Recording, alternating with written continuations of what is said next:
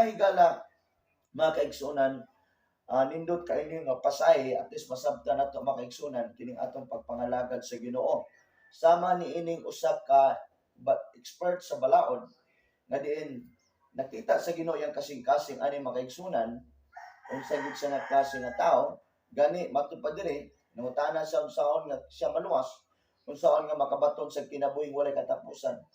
Og nagtuo ko nga hantod karon panahon na daghang mga tao na ani nga pangandoy. Naay mga tao nga naay mga pangutana sama ani. Para nila sakto na ba kaniyang kinabuhi, malangit na ba ako ani?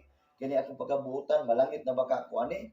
Kini akong pagkamay tao, malangit na ba ako ani? Now nini nga panahon makaigsunan matud sa Bible nga sulayan sa usa ka batid sa balaod sa Hesus sa pagpangutana unsaon nga makaadto sa langit nga makabaton sa kinabuhi walay katapusan. Og miingon si Jesus nga unsay imong nabasa sa Bible. No, si Jesus unsay imong nabasa sa kasulatan, miingon siya nga mao kini, higugmaan Dios sa tibok nimong kusog, kalag ug hunahuna, og higugmaa ang imong isikataw sama sa imong pagigugma sa imong kaugalingon. Og miingon si Jesus sakto ang imong tubag. Pero dili nimo makita makaigsunan matud pa sa Bible nga ang maong taong expert sa balaod gusto niyang masabtan unsa dinhi love your neighbors. Iyang gitubag, iyang gipangutana pag-usab sa Jesus, kay gusto niyang mailan siya sa iyang kaugalingon nga mataron. Posible makaigsunan nga nakonsensya siya ang kaugalingon. Kaning gitawag og higugmaa ang imong isig katawo. Og iyan ning giklaro kang Jesus isa nga magtutudlo unsa man ning higugmaon ang imong isig katawo. So karon makaigsunan si Jesus naghatag og kining parables. Ingon si Jesus nga naay usa ka tawo nga gikan sa Jerusalem miadto sa Jericho. Og ang nahitabo kay kining tawo nga nagbaktas gitulisan, gikulata ang maayo. Himalat yun, gibiyaan siya nga himalat yun. And then naay nakaagi nga pare. Try to imagine, gi-example ni Jesus ang pare ug ang Levita. Kabalo ba ka makaigsunan nga kining Levita sa unang panahon mao ni ilado nga mga taong suod sa Ginoo, mga taong nag-alagad sa templo. O kining mga Levita nga usab nga naa nagserbisyo sa sulod sa templo, mao ni silang sigigdagkot sa candlestick sulod sa tabernacle. Mao ni sila ang nag-assist sa mga pare. So gi-example ni Jesus ang pare og mga Levita. So karon makaigsunan nahitabo dire. Samtang nakita sa pare ang maong taong himalat yun, kay gikulata man, gitulisan man. Ingon ang Bible, pagkakita sa pare sa taong himalat yon, misimang siya dalan. Misimang siya dalan, meaning makaigsunan, dili siya andam, dili siya willing sa pagtabang nitong tao. Ang pangutana, tinuod ba na nga pag-alagad sa Dios? Mao ba na tinuod nga paghigugma sa Dios? Basin unya og mailang kang mobasa sa Bible, wala kay tinuod nga application sa paghigugma sa Dios. Kaya ang tinuod nga paghigugma sa Dios, nahigugma ka sa imong isig katawo. Kay maunay tinuod nga gugma. Now diri makaigsunan, the example ni Jesus ang maong pare. Ingon ang Bible, misimang ang pare. Nga try to imagine pare mo yung example sa Ginoo. Sa ato pa makaigsunan, dili dai ni garantiya bisan pagbatid ka sa balaod, mao maning tao. Nangutana ni Jesus, expert sa balaod, pero di ay walay buhat. Maayo mo basa sa Bible, maayo mo naay panahon perminting mo adtog simbahan, pero ang tinuod di ay walay tinuod nga paghigugma siya isig katawo. Dili siya andam nga mo sakripisyo. Now, unsa din ang gugma? Ang gugma makaigsunan sama sa Bible, nga mao si Jesus, mao'y perfect nga demonstration sa gugma sa Father. For God so loved the world and He gave His only begotten Son. Si Jesus gihatag sa Father, ingon nga perfect offering para sa sala sa mga tao. So nahitabo kan Jesus makaigsunan, iyang gihatag ang lawas, gisurrender hantud ngadto sa kamatayon makaigsunan. So love without boundaries like Jesus. Mao nay tinuod nga paghigugma sa imong isig katawo makaigsunan. Nga wala kay gipilit na tawo. Wala kay gipilit kay mao nay tinuod nga pagbati sa paghigugma. Kay ang gugma makaigsunan Dios man. So love must be pure and willing to sacrifice. Now love is God Himself. Na ang gugma makaigsunan ang Dios na mismo.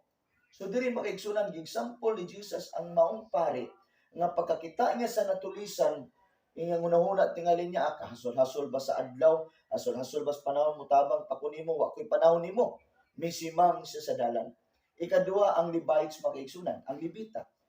Now, kani sila makaigsunan, gag example ni Jesus, mga nagserbisyo ni simbahan. So meaning, mga tao ng reliyoso, na yung mga tao makaigsunan, grabing panahon sa simbahan, pero walay tinuod nga paghigugma sa Dios. Kaya ang tinuod nga paghigugma sa Dios, mao ang paghigugma sa imong isig katao. Regardless na kung unsa sila nga rasa, unsa nga kahimtang, unsa sitwasyon, makililimos ba na, mga tao ba na nga mga gipanghimaraot sa katilingban, wala tay katungod nga muhukom nila. Wa po tay katungod makaigsunan nga mo tan-aw nila nga sila walay gamit sa kalibutan.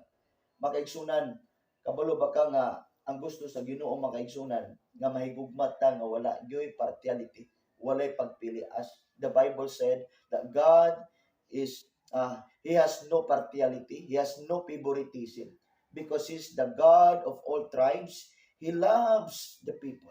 He loves so much, makaigsunan. And in diri makaigsunan, ikatulo nga tawo kay mauni ang pagpasabot ni Jesus unsa nang isig ka tawo. Kay mao man ni pangutana atong tawo nga batid sa balaod, kay na curious siya unsa ni nang higugmao ng isig ka tawo. Kay iyang una-una, nag-ingon ang kasulatan, nagtuman ako aning kasulatan, higugmao ng Dios sa tibok nimong kalag, sa tibok nimong kusog, sa tibok nimong nahuna. Maayo lang di ay siyang memorize verse, maayo lang di ay siyang mubasa Biblia, pero di ay makaigsunan, walay aplikasyon, walay pagtuman sa pulong sa Dios. Now, ang example ni Jesus diri makaigsunan kining Samarianhon. Kabalo ba ka makaigsunan nga kaning Samarianhon og mga Jewish na sila mga conflict.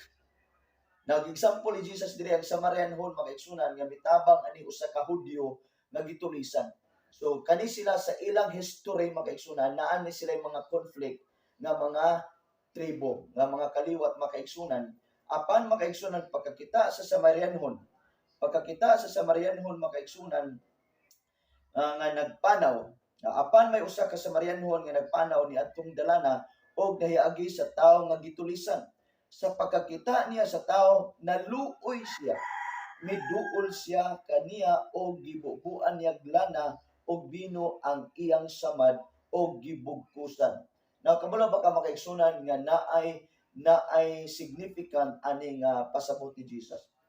Now, kining lana diri makaigsunan nagpasabot ni, nagrefer ni about the Holy Spirit. Mao ni ang gibuhat ni Jesus karon sa mga tao nga midangop kay Jesus. Sama kini makaigsunan nga si Jesus namatay sa cross. O kita makaigsunan mituo kaniya o midawat kaniya. Ato siyang gihigugma si Jesus. O tungod niya na makaigsunan gusto sa Ginoo nga bubuan kaniya sa iyang lana. Ang lana makaigsunan nag-refer kaniya about the Holy Spirit.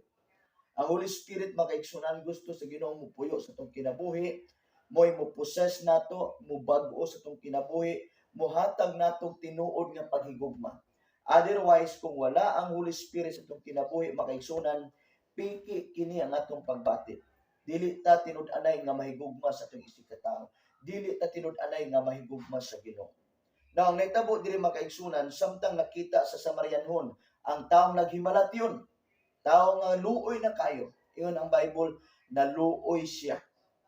Nya human siya naluoy, miduol. Lahi man ang naluoy ka, may ka, luoy unta. Naluoy ka, unya miduol ka. In other words, mitabang ka.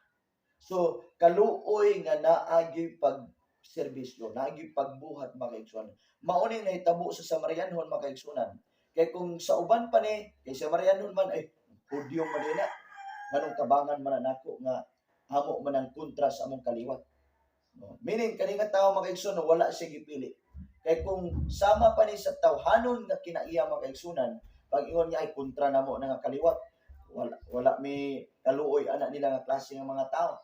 So makaigsunan, diri nato masabtan ang tinuod nga paghigugma sa atong isig katao. Hinumdumi makaigsunan nga wala man tay kontra, ang kontra natong yawa na. Ang tao makaigsunan binuhat na sama sa dagway sa Dios. So higugmao nato ang mga tao makaigsunan, ingon nga kita na higugma sa Dios. Love the Lord as you love yourself. Love your neighbor as you love yourself.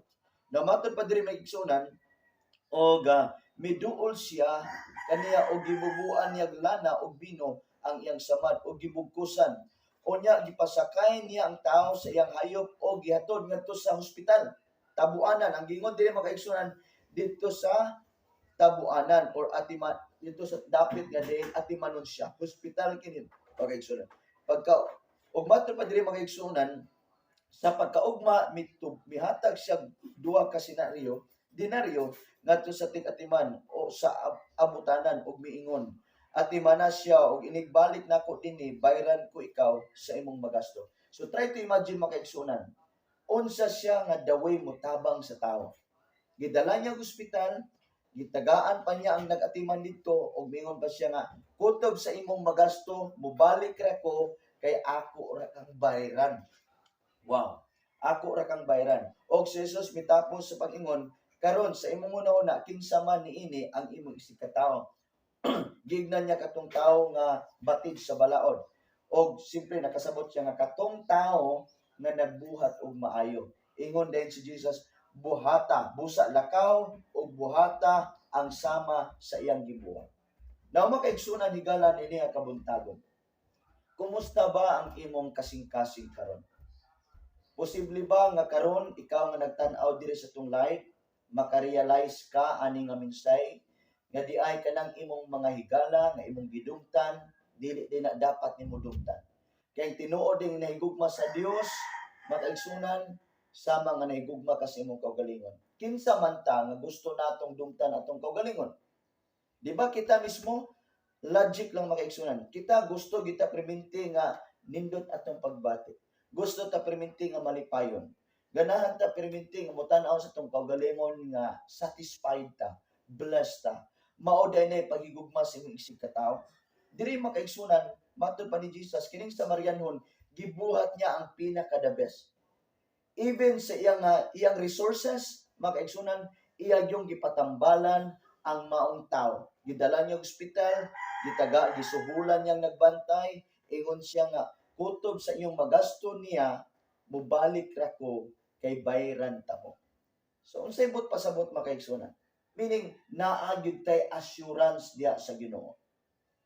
In other words, kung kita may gugma ta sa atong isig ka tawo makaigsunan, mutabang ta sa atong isig ka tawo, even when we extend our money to others because we want to help them, makaigsunan, dili ka thank youhon sa Ginoo. Anything mo na yun sa Bible nga kung unsay atong gitanong mo puy atong anihon. Anything imong gitabang sa imong isikatawo makaigsunan, ang Dios may mubayad nimo. Gani naggisgutan makaigsunan sa Book of Proverbs. Siya nga nagtabang sa iyang isikatawo nga mga kabus, sama siya nga nagpautang sa Dios. You try to imagine, ang Dios day mangutang din nato makaigsunan. Ang Dios makaigsunan mubayad yun. Muhatag yun makaigsunan. So busa niini nga kabuntagon makaigsunan nang hinaut ko nga ato ni masabtan ang kinaiya sa taong nahigugma siyang isig ka tao. Tungod kay kung kini ang atong kinaiya makaigsunan, mao nay indikasyon nga ikaw andam ka inigbalik sa Ginoo. Nga din moingon ang Ginoo nimo, welcome my good and faithful servant. Nga naman makaigsunan, tungod kay nahimong proven ang tested ang atong kinaiya, atong kinabuhi nga liwat daitas Ginoo, nga nagkinabuhi ta sama sa Ginoo, nga kita makaigsunan walay gipili gihigugma natong mga tao sa mga ang Ginoo nahigugma kanila. Tungod kay mao nay tinuod nga serbisyo sa tinuod nga nahigugma sa Dios. If you love the Lord with all your heart, with all your soul, with all your strength, makaigsunan, higugma ang imong isig ka tawo kay mao nay tinuod nga paghigugma sa Ginoo. So dalay ko ng Dios kini kabuntagon nang hinaot ko nga ang tanan nga nakapaminaw midawat ani ka mensahe, at least makahatag ninimo katin-awan usab, ma-refresh ang imong pagbati makaigsunan, og ang Dios magapanalangin kanato. Ako magaingon kanimo nga ang tawo nga nahigugma sa Dios dili siya mapakya sa paglaom, kay ang Dios nga nagsaad siya mga pulong matilud-anon sa mutuman sa iyang mga saad. Dalay ko ng Dios ug maayong buntag kanatong tanan.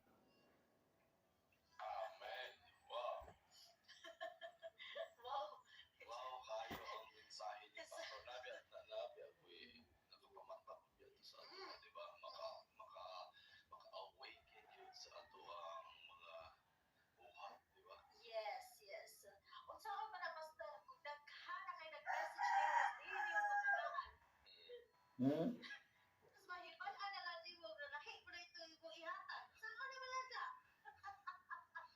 Di, in the first place, nakita man sa Ginoo ang atong kasing-kasing. Dili man po sa tanan panahon kay naaman po yung mga tao nga kining bitawng paminaw nila, kita na gyud ang mga taong di mahutdan nga paminaw nila. So ang importante lang diya po naatay pagpasabot na masabtan nila po ng atong side. Wala may problema, case to case basis na siya, gawas kung himalatyo na sila.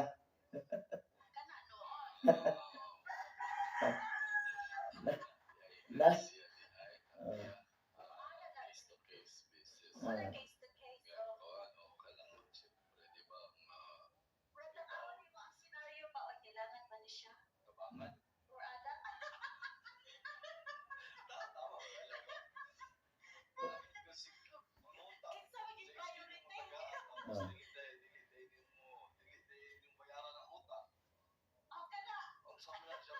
ah,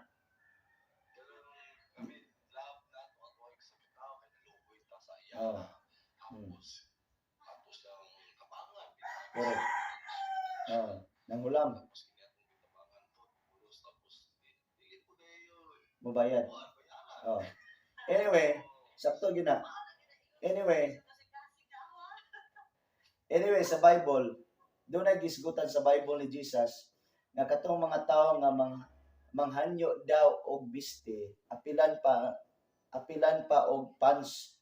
So kung naay mga taong nakahulam nimo, kung mahimo, yun ang Bible, kung imo na siyang malimtan, limtan na lang siya. Ngano man, importante diya nga imong pagtabang kinasing-kasing nga pag Ginoo. Kay Ginoo may mobayad. Ginoo may mo replace ana. Hmm.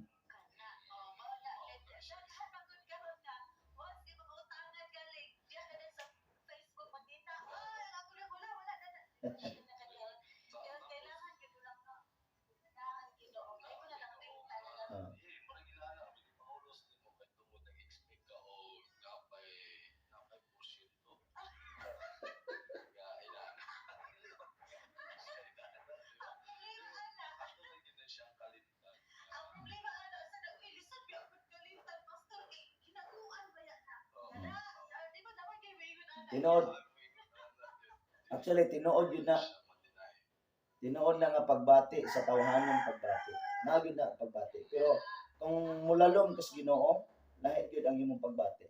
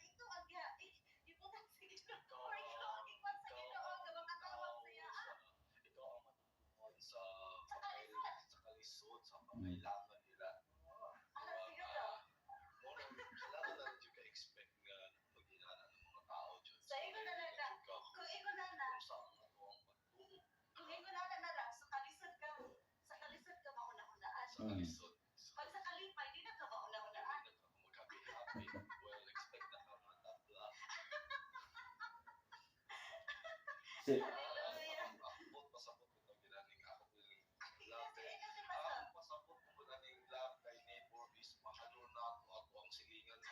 hmm.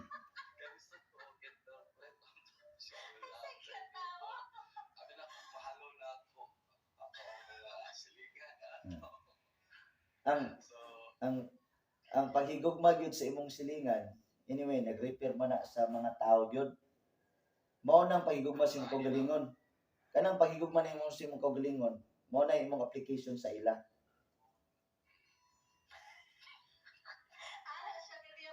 Ah, Abi na ka ng neighbor lang silingan. Ato ang higugmaon. Abi na maglaog na ano ba daghan man nila hitabo sa ato ang mm, society karon nga. mm, Higugma gyud nila ila ang neighbor jud. mm, Ila ang silingan. So mm, abi na ako ginana ang kuan. mm. Nagyan ko pagi. Lahi lagi. Akala ko sa iyo ang gago. So, honest na ako, abi na mutual nga paghigugma Mm. sa ato ang mga silingan. Kana ko daghanan na ng problema. Sa katawo di ay. Mauna ang community nagkaaway-away na tungod anak. Mm. Tama di ay. Oo. Daghan na mga nakita ko sa kapulag ingon na pero dili lahi. Isip ka ta. Walang interesting kay gusto na ako may balang sakit ni siya nga meaning ang meaning kasi ay nakibalota di ba? Tawa nimo ha, Siya ang meaning. ang gisample ni Jesus nga love your neighbor, ang enemies pa nga na-conflict between two parties. So mo na ang paghigugma. So naara ni sa mga tao unsaon nila pagdawat sa paghigugma nila katong mga taong suko nato, katong mga taong diganhan nato. But kita nag-execute ta how we love them because we love the Lord. Nya angayan po to siya higugmaon kato kay himalat yun man ang iyang kahimtang. So kinahanglan somebody mo tabang. Tama. So mao po dili ka katabang ng galing at least naa kay kanang siya na i-explain lang lang nimo. Hmm. Di ka katabang pero kung about sickness na ayaw na balibari. Siyempre. Luoy po kaya, di ba? Tama. Oh well, pas na kay gusto pa na na-i-advance. So at least salamat as Ginoo nga naay mga butang atong nakutlo karon, atong nasabtan sa nato paghigugma sa atong mga silingan. So dili lang kay pikas balay atong gipili nga ikaw ra gyud ang higugmaon na wa nay labot ubang silingan. Nya panya gipili pa gyud ang usa ra gyud ka balay. Problema yun. So, ah? Problema jud kayo.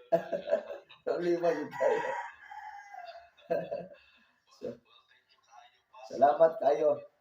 So, God bless atong mga viewers, tanan. Sunday live, na kay gusto na i-plug in pas ang imuhang kuan nimo pas, ang imuhang mga lakaw nimo, ang imuhang mga service nimo. Okay, salamat sa tanan once again. So, continue to support Bisaya Podcast. Every Sunday makaigsunan. So, i-share ninyo ni nga video. Please share our video. At least nga, through ani nga channel, through ani nga live na to, we can spread out the word of God. We can reach out people for the Lord. O Diyos magapanalangin sa matag live na to nga maka-share kita. Importante ni alang sa tanan makaigsunan. So salamat sa pag-share sa itong video. And please also visit God's Mission TV in Facebook and YouTube. So salamat makaigsunan. God bless na itong tanan. Barok ang takya. Diyos magapanalangin kaninyo. Thank you kayo pa. Salamat sa oras o sa sayong pagbata. Salamat og maayong adlaw sa inyo adiha. Amping gihabas. Amping mo diha. Bye-bye. Amping pas. Oh, takya.